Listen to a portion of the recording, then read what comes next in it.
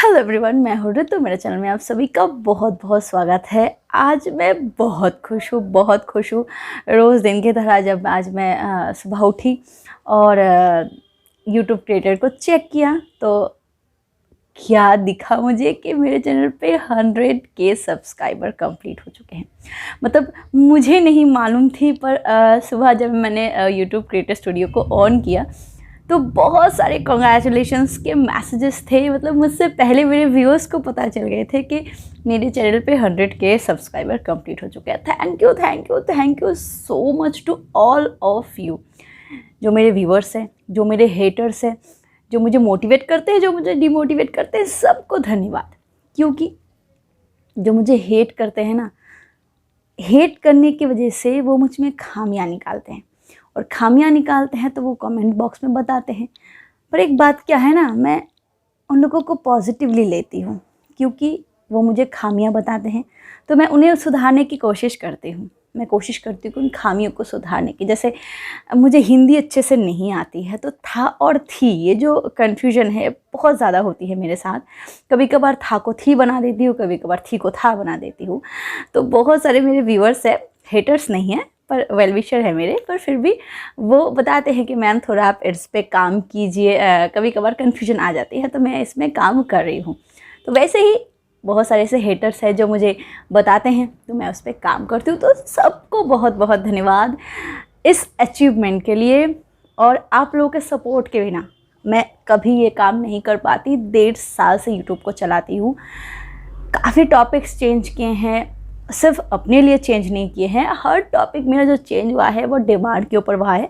Specially मैं इस पर अलग से एक वीडियो ज़रूर बनाऊंगी कि क्यों मेरे चैनल पे हर बार टॉपिक्स चेंज होते रहते हैं, और इसका पूरा जो क्लैरिफिकेशन है मैं आपको ज़रूर बताऊंगी। फ़िलहाल आज के लिए कोई ज्ञान नहीं, कुछ भी नहीं, सिर्फ मैं आज 100K सब्सक्राइबर होने की खुशी में अपने लाइफ की कुछ हिस्ट्री आप लोगों के साथ शेयर करूंगी, जो मुझे लगता है मुझे करनी चाहिए।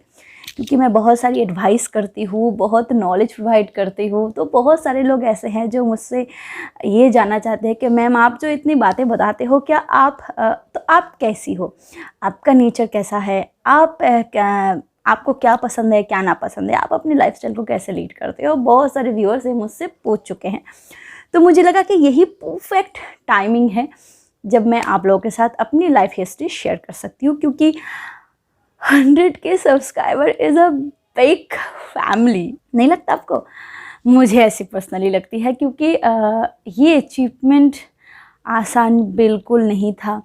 बहुत उतार चढ़ाव देखे हैं। वीडियो बनाते वक्त काफ़ी प्रॉब्लम होती है, वीडियो बनाने के बाद जब कमेंट्स पढ़ती हूँ काफ़ी तकलीफ़ होती है, पर फिर भी मैं कंटिन्यू यूट्यूब पे हूँ, अभी भी एक्टिव हूँ और डेली एक्टिव हूँ। तो आइए फटाफट से मैं अपनी लाइफ हिस्ट्री कुछ आप लोगों के साथ शेयर करती हूँ। तो आज पूरा एकदम बिंदास होकर बात करती हूँ आपके सामने। कोई मतलब कोई स्क्रिप्ट नहीं, क्या बात करनी है ऐसी कोई बात नहीं है, सिर्फ दिल खोल के आज मैं आप लोगों के साथ बात करूँगी। मैं बचपन से ही ना थोड़ी चटपटी टाइप की, थोड़ी मतलब बहुत चंचल टाइप की लड़की हूँ। मतलब बचपन में ना किसी के पेट से अमरूद चुराना, आम चुराना, ये मेरी बहुत ही बुरी हैबिट थी। मतलब दोपहर होती थी, मम्मी डैडी सो जाते थे, और मैं और मेरे भाई और मेरी बहन और कुछ मेरी सहेलियाँ दोस्त लोग थे। एक बात तो है, और ये कहने में मुझे कोई शर्म नहीं है कि बचपन से ही मेरी अगर 2-3 सहेलियाँ थी तो 5-10 मेरे दोस्त थे, और वो मेरे लाइफ में काफ़ी एक्टिव है, काफ़ी हेल्पफुल है। वो भी अलग से कोई वीडियो में बता दूंगी। तो फ़िलहाल के लिए हम एक गैंग बनाते थे, और मतलब निकल पड़ते थे कि इसके पेड़ से अमरूद चुरानी है, किसके पेड़ से आम चुरानी है, ऐसे मतलब ऐसे नेचर की थी बचपन से ही। मतलब पापा आ जाते तो साइकिल लेके भाग जाती थी कि साइकिल चलानी है। बहुत ही अर्ली स्टेज में, बहुत ही छोटी उम्र में मुझे साइकिल चलानी आती थी। तो क्या हुआ ना, लाइफ अच्छी खासी ऐसे ही चल रही थी, पापा की डांट, मम्मी का प्यार लाड ऐसे ही चल रही थी। पर एक बहुत बड़ी बाउंस आई मेरी लाइफ में। तब करीबन मेरी 17 साल उम्र थी, कंप्लीट नहीं हुई थी, 16 प्लस थी, पर 17 साल होने वाली थी। एक रिश्ता आया मेरे लिए, घर से कम 300 किलोमीटर दूर से रिश्ता आया था। लड़का बैंक में जॉब करता था। इकलौता लड़का था, तो लोग मम्मी पापा को प्रेशराइज्ड करने लगे कि लड़की शादी करवा दो, लड़की ऐसी चंचल है, पता नहीं आगे जाके क्या कर बैठेगी, लड़की की शादी करवा दो। मम्मी पापा बिल्कुल नहीं चाहते थे, पर मम्मी पापा घर के सबसे छोटे फैमिली मेम्बर थे, इसी वजह से ना वो मान गए, ठीक है चलो अगर लड़की खुश रहती है तो कोई बात नहीं। पर तभी मैंने उनके साथ एक कंडीशन रखी हुई थी कि मुझे पढ़ाई करनी, क्योंकि बचपन से ही मैं पढ़ाई में काफ़ी अच्छी हूँ, बचपन से ही, तो मुझे पढ़ाई करनी है। वो लोग मान भी गए, ठीक है। जब जब मतलब मैरिज डेट पास आ रही थी, तब तक उनके नखरे बढ़ रहे थे कि पढ़ाई करके क्या होगा, वैसे ही तो कुकिंग करनी है घर में, बच्चे पालने हैं, बच्चे पैदा करने हैं, मुझे तो मुझे 2 बच्चे चाहिए, ये सब बातें करने लगे। और मुझे ये बहुत उस एज में बच्चे, पढ़ाई छूटने वाली थी, ये सोच के ही मुझे मतलब एक अजीब सा फील हो रही थी, अनकंफर्टेबल फील हो रही थी। तो मैंने डायरेक्टली उनसे बात की कि अगर पढ़ाई नहीं करने दोगे तो मैं शादी नहीं करूँगी। मैंने ऐसा क्यों कहा, तुम्हारी लड़की ये है, तुम्हारी लड़की वो है, ऐसा कह के मम्मी पापा के सामने मेरी बुराई करने लगे। तो नेचुरली क्या होता है कि अगर कोई लड़की बुरी निकलती है शादी से पहले, तो लोग रिश्ता तोड़ देते हैं। उन लोगों ने रिश्ता नहीं तोड़ा, उन लोगों ने डाउरी की जो अमाउंट है वो दुगनी कर दी, तब जो मांगे थे उससे दुगनी कर दी। और जितनी मैरिज डेट पास आ रही थी, उतनी उनके मतलब जो डिमांड थे वो बढ़े जा रहे थे। ये वो एक कमरा बना के रख दिया था कि लड़का शादी करके आएगा और पूरे घर को भर देगा।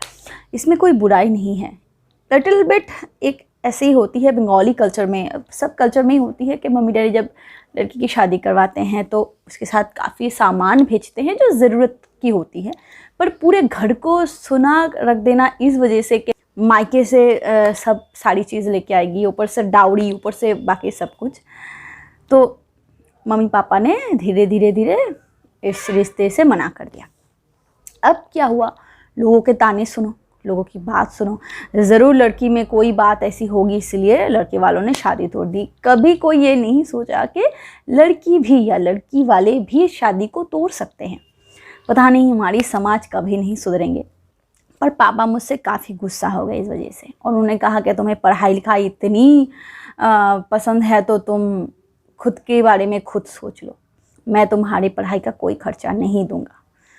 तब क्या करती मैं, तब मेरी कॉलेज की मतलब एडमिशन डेट बहुत पास आ गई थी, और मैंने तभी HS हायर सेकेंडरी एग्ज़ाम दी थी, और कॉलेज का एडमिशन बहुत ही पास थी।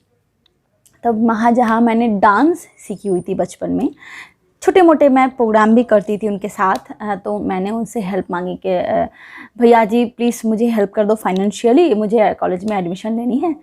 तो उन्होंने मुझे कहा कि तुम डांस की जगह सिंगिंग क्यों नहीं ट्राई करते, तुमने तो गाना भी सीखा है, तो तुम सिंगिंग को भी ट्राई कर सकते ही हो।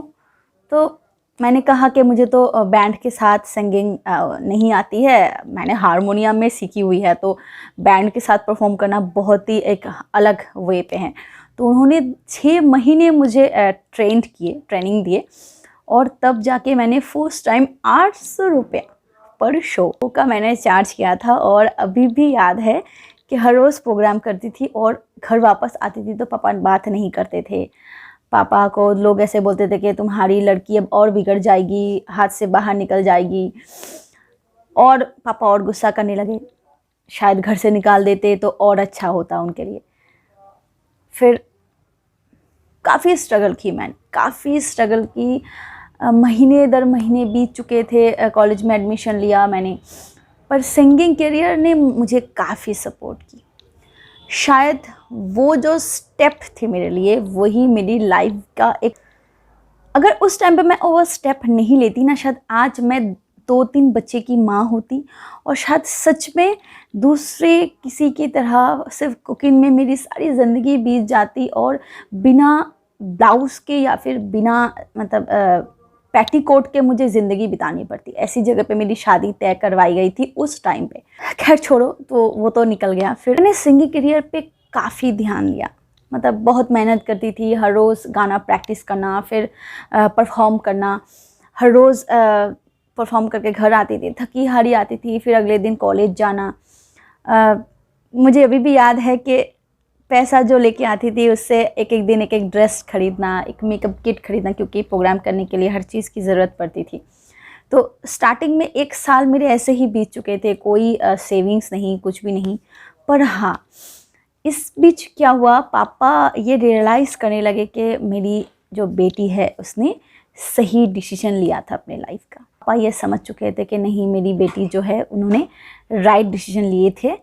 और फिर पापा भी मुझे सपोर्ट करने लगे। फिर पापा ही मुझे लेके जाते थे प्रोग्राम करने के लिए, बहुत सपोर्टर थे। और आगे जब पापा ने मुझे सपोर्ट किया, वो जो अचीवमेंट मुझे मिली है, वो मतलब पेरेंट्स जब अपने बच्चों को सपोर्ट करते हैं, फुल सपोर्ट करते हैं, तो वो जो अचीवमेंट बच्चों को मिलती है ना, वो एक अलग लेवल की होती है। और मैंने पर्सनली ये रियलाइज़ की है। मेरी लाइफ में कुछ और सपोर्टर थे, और डेफिनेटली इसमें कोई शर्म की बात नहीं है कि वो मेल थे। कुछ ऐसे मेरे दोस्त थे, कुछ ऐसे मेरे रिश्तेदार थे ना, मुझे काफ़ी मदद की है, काफ़ी मुझे मोटिवेट की है कि मैं जो कर रही हूँ वो बिल्कुल ठीक कर रही हूँ। मेरी शादी के वक्त मेरा एक दोस्त था, बहुत हेल्प किया। कॉलेज लाइफ में कुछ दोस्त थे, काफ़ी हेल्पफुल थे, बहुत हेल्प करते थे। कभी कॉलेज मिस हो जाती थी, क्लास मिस हो जाती थी, तो नोट्स कलेक्ट करना, या फिर कोई अनाउंसमेंट होती थी कॉलेज में, या कुछ नोटिस कॉलेज से दिए जाते थे, तो वो भी प्रोवाइड करते थे टाइम टू टाइम। तो अगर वो लोग नहीं होते ना मेरी लाइफ में, तो मेरी लाइफ बहुत प्रॉब्लमेटिक हो जाती, क्योंकि सारी चीज़ों को एडजस्ट करना, सारी चीज़ों को एक जगह पे मतलब एडजस्ट करके रखना मेरे लिए बहुत मुश्किल हो जाती। तो उनकी इम्पोर्टेंस मेरी लाइफ में बहुत है, बहुत है। स्कूल लाइफ से ही मुझे ऐसे दोस्त मिले हैं जो मेरे लाइफ में बहुत हेल्पफुल साबित हुए हैं, कॉलेज में, स्कूल में। और नॉर्मली जब मेरी सिंगिंग करियर थी, तभी मेरे बहुत सारे ऐसे दोस्त थे जो मुझे बहुत हेल्प करते थे, सिंगिंग की नोट्स कलेक्ट करना, ये वो। तो इसी वजह से ना, मैं लड़कों के लिए मेरे माइंड में कुछ अलग थिंकिंग है कि लड़के सिर्फ गंदे होते हैं, लड़के सिर्फ ये होते हैं, लड़कियों को टीस करना, लड़कियों को ये करना, वो करना, ये होते हैं। ये मैंने भी पर्सनली देखे हैं। कॉलेज लाइफ में बहुत ऐसे लड़के थे जो बहुत गंदे थे, टीस करना, टोन करना, मेरे दोस्तों को टोन करते थे, अरे तुम लोग क्यों ना इसको बंटवारा कर लो, ऐसे टाइप के भी कमेंट्स पास करते थे। मेरे 2-3 दोस्त थे, आज तो वो मेरी सहेलियों के हस्बैंड भी हैं। कभी कभार बात भी हो जाती है सहेलियों के साथ। तो पुराने दिनों की कुछ मोमेंट्स जो होते हैं, वो हम मेमोरीज़ को रिमाइंड करते हैं और हंसते हैं कि क्या क्या नहीं किया हमने लाइफ में। सिंगिंग करियर को स्टार्ट करने के बाद 4-5 साल के बाद मैंने फर्स्ट टाइम खुद के मेहनत के पैसों से फ्लैट खरीदे अपने ही घर के पास। ये 2014 की बात है। 2014 के दिसंबर को मैंने फ्लैट खरीदा अपने पैसों से।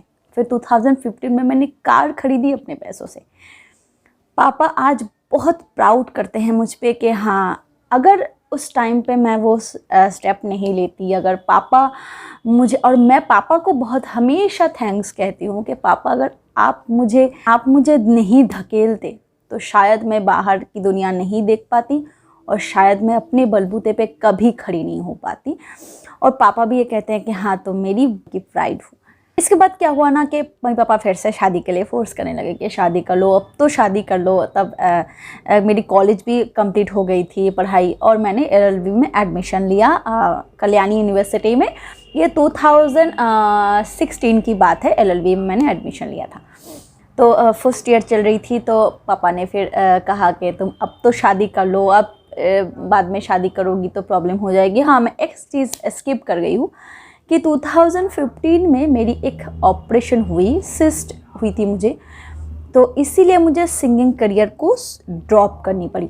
मैं उस लेवल में, जिस लेवल में पहले पहुँच गई थी, उस लेवल से मुझे ड्रॉप करनी पड़ी, क्योंकि डॉक्टर ने एकदम क्लियर बता दी थी कि अब तुम स्पेशली 6-7 महीना तो बिल्कुल सिंगिंग नहीं कर सकती हो, क्योंकि स्टिचेस पे इफ़ेक्ट होगा, तुम्हारे हेल्थ पे इफ़ेक्ट होगा।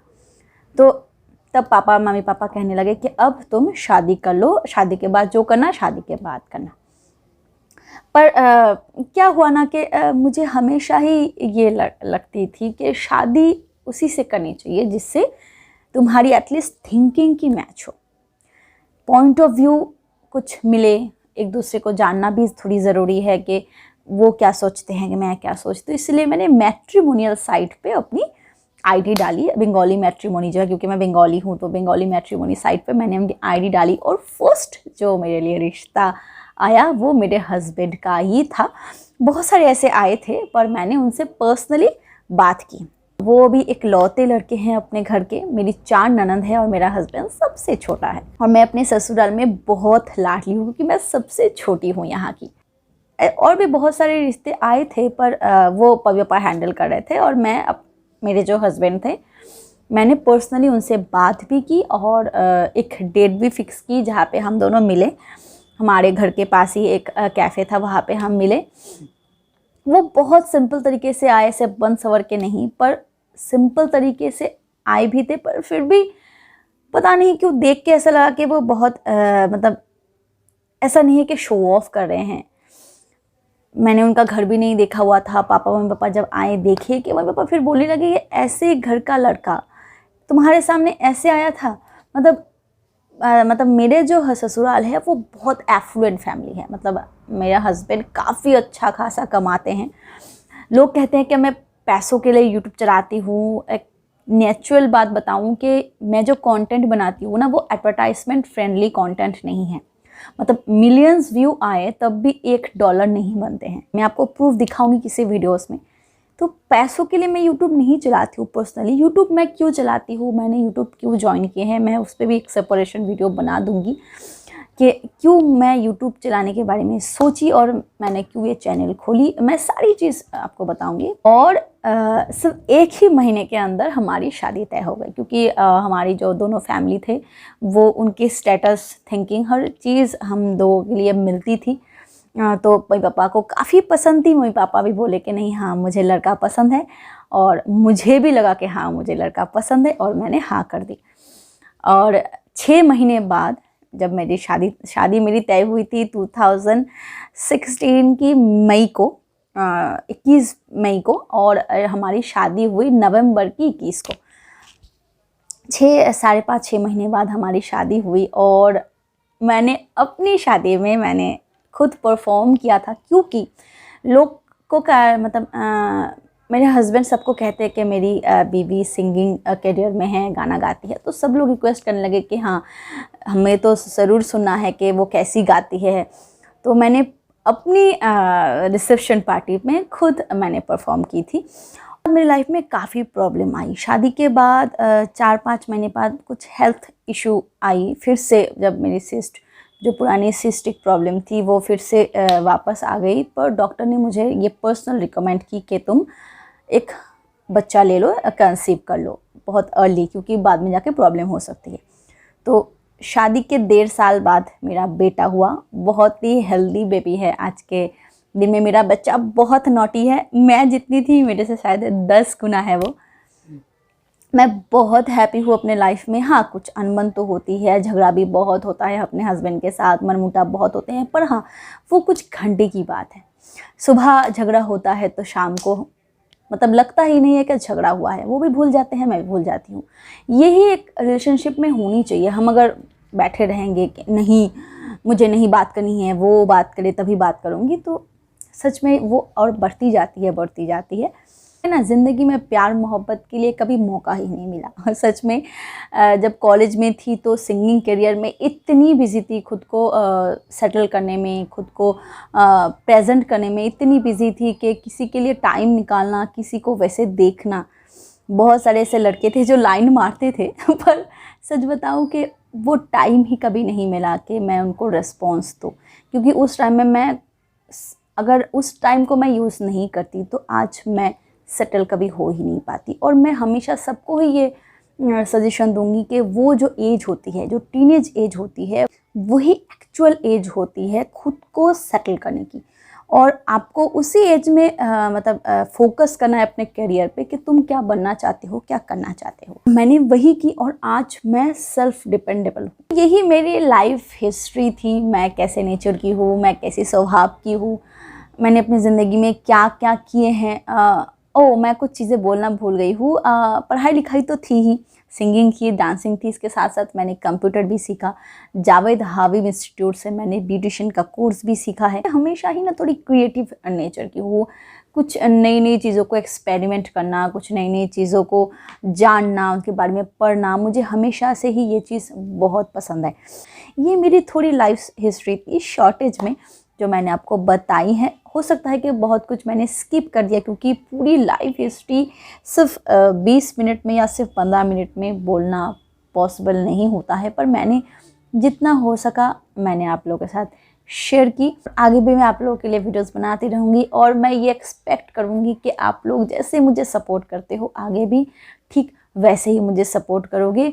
सच बता रही हूँ, आई प्रॉमिस कि मैं पैसों के लिए यूट्यूब नहीं चलाती हूँ, क्योंकि मैं आपको अपनी अर्निंग दिखाऊंगी, मंथली अर्निंग दिखाऊंगी। आप खुद चौंक जाओगी कि तुम्हारी अर्निंग सिर्फ इतनी है, इतनी सी अर्निंग के लिए तुम इतनी मेहनत करते हो। सच में मैं इतनी सी अर्निंग के लिए इतनी मेहनत करती हूँ क्योंकि अर्निंग मेरा मेन मोटिव नहीं है। मैं यूट्यूब में क्यों आई, मैं पर्सनली इस पर ज़रूर वीडियो बनाऊंगी, फिर आप खुद ही सोच समझ पाओगे कि मैं यूट्यूब को क्यों चलाती हूँ। फ़िलहाल के लिए आज वीडियो इतना तक ही था। फिर कभी किसी और वीडियो में मैं अपनी टीनेजर लाइफ के बारे में डिटेल्स में आप लोगों के साथ एक्सपीरियंस शेयर करूँगी कि मैंने पर्सनली टीनेजर लाइफ में क्या क्या किए हैं, वो किसी और वीडियो में डिटेल्स में एक्सप्लेन करूँगी। आज के लिए वीडियो इतना तक ही है। आप लोग बहुत खुश रहिए, बहुत हैप्पी रहिए। आपकी लाइफ में जितनी प्रॉब्लम हो वो सारी भगवान सॉल्व कर दे और ऐसे ही मुझे मोटिवेट करते रहेगा और ऐसे ही मुझे सपोर्ट करते रहेगा। Thank you so much for watching my video. Keep watching and keep healthy. Bye bye.